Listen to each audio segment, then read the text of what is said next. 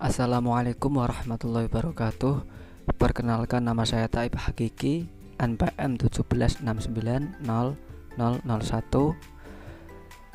dari Program Studi Teknologi Pangan Universitas PGRI Semarang. Ingin mempresentasikan sebuah PPT dari review jurnal internasional, yaitu pengembangan senyawa rasa coklat dari lemak biji rambutan sebagai efek fermentasi dan pemanggangan. Baik, kita mulai yang pertama, yaitu ada biji rambutan.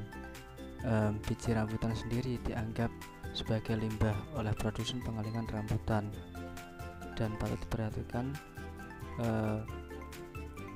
sebanyak nilai 94.500 ton per tahun di Thailand, Indonesia, dan Malaysia.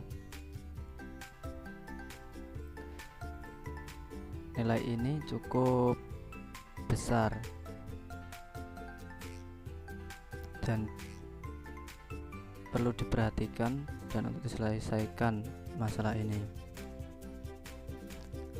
Lalu banyak penelitian mengatakan tentang lemak biji rambutan. Lemak biji rambutan sendiri memiliki karakteristik yang mirip dengan lemak kakao yang berpotensi untuk dimanfaatkan sebagai kakao atau pengganti mentega. Lalu fermentasi dan perawatan pemanggangan juga akan menghasilkan karakteristik nilai tambah lainnya, seperti senyawa rasa yang mengarah pada peningkatan kualitas produk makanan. Lalu selanjutnya ada metode penelitian. Yang pertama ada persiapan sampel lemak biji rambutan. Yang pertama, biji rambutan segar dimasukkan dalam keranjang plastik dan ditutup daun pisang. Lalu dilakukan proses fermentasi selama 3, 6, dan 9 hari. Selama itu dilakukan proses pengadukan setiap 3 harinya. Lalu dilakukan proses pengeringan dengan menggunakan oven dengan suhu sekitar 60 derajat Celcius selama 36 sampai 48 jam. Proses pengeringan di sini bertujuan untuk mengurangi kadar air sebanyak 10 sampai 11%. Setelah itu disimpan dalam wadah tertutup dalam suhu kamar. Dan yang terakhir dilakukan proses pengepresan. Selanjutnya ada indeks Browning. Analisis indeks Browning ditentukan menurut metode Misnawi 2003 berdasarkan penentuan spektrum polifenol dengan sedikit modifikasi, yaitu 50 mm metanol asam klorida atau 37% atau 97:3 digunakan untuk mengencerkan berat rambutan yang diketahui bubuk, yaitu 0,5 gram, dan campuran tersebut kemudian didinginkan dalam lemari es pada 8 lebih kurang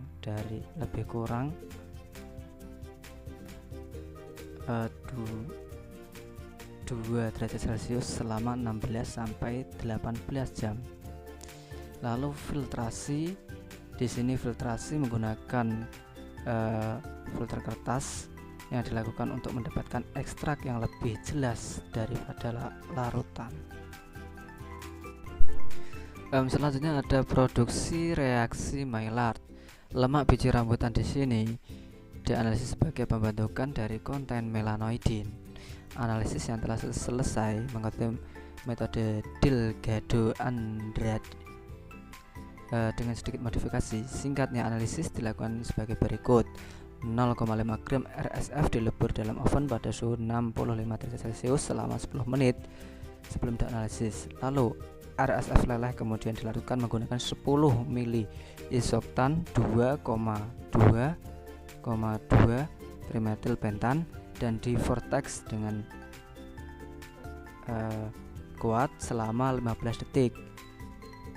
Lalu solusi yang didapatkan dianalisis dan diukur sebagai absorbansi pada 420 nanometer in spektrofotometer UV 160 Azimatsu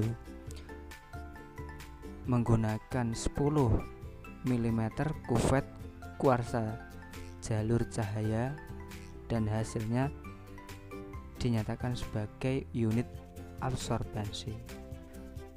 Dan yang selanjutnya adalah ekstraksi mikrofase padat atau SPME dan analisis kromatografi gas mass spektrometri atau GCMS. Yang pertama di sini memanaskan 5 gram sampel RSF dalam 40 ml botol di blok pemanas suhu 65 derajat Celcius selama 30 menit dengan metode ekstraksi hand space. Lalu perangkat SPME kemudian dipindahkan ke port injeksi GC untuk proses desorpsi atau menggunakan 260 derajat Celcius suhunya dengan metode speedless selama 5 menit. Dan yang ketiga, spektrometer massa perangkap ion atau M/Z sama dengan 30 sampai 350 pada 0,6 detik atau pin Dayan. Di sini perlakuan itu dinyatakan sebagai identifikasi senyawa. Selanjutnya ada hasil pembahasan. Yang pertama ada indeks Browning. Dapat dilihat dalam tabel tersebut, dapat disimbolkan bahwa perlakuan fermentasi dan pemanggangan secara signifikan meningkatkan indeks Browning biji rambutan, di mana peningkatan BI yang tinggi diamati pada semua biji rambutan panggang. Lalu sampel fermentasi yang tidak dipanggang dan dipanggang menunjukkan intensitas reaksi kecoklatan yang terjadi selama proses pemanggangan. Peningkatan Browning Index atau indeks Browning tertinggi yaitu diamati dalam 6 dan 9 hari sampel fermentasi dalam kurung 0,7 sampai 1,49 dan 0,74 sampai 1,55. Sedangkan sampel 3 hari menunjukkan peningkatan lebih kecil. Lalu selanjutnya ada reaksi Maillard atau MRPS, produksi reaksi Maillard. Dapat dilihat dalam tabel. Hasil tabel tersebut dapat dikatakan absorbansi tertinggi terjadi pada sampel yang telah difermentasi selama 6 hari dalam kurung 0,318. 6 hari sampel FR RSF dalam kurung 0,318 memiliki nilai yang tidak berbeda secara signifikan dengan sampel yang 9 hari FR RSF dalam kurung 0,295. Lalu perlakuan fermentasi yang diikuti dengan pemanggangan jelas memberikan hasil yang jauh lebih tinggi daripada sampel yang tidak difermentasi dan tidak diolah. Lalu selanjutnya ada senyawa yang diidentifikasi. Yang pertama ada asam karboksilat. Lebih dari 13 senyawa yang diidentifikasi dan asam asetat terjadi pada semua sampel RSF. Asam asetat yang berkontribusi dari 9,31% menjadi 35,41% dari total asam karboksilat dalam kurung 10,30% sampai 36,80%. Lalu ada keton. Di sini berkontribusi rasa lebih sedikit dibandingkan dengan yang lain. Senyawa rasa berada dalam kisaran 0,91% dalam kurung 9 FRSF hingga 6,05% dalam kurung 9 FRSF.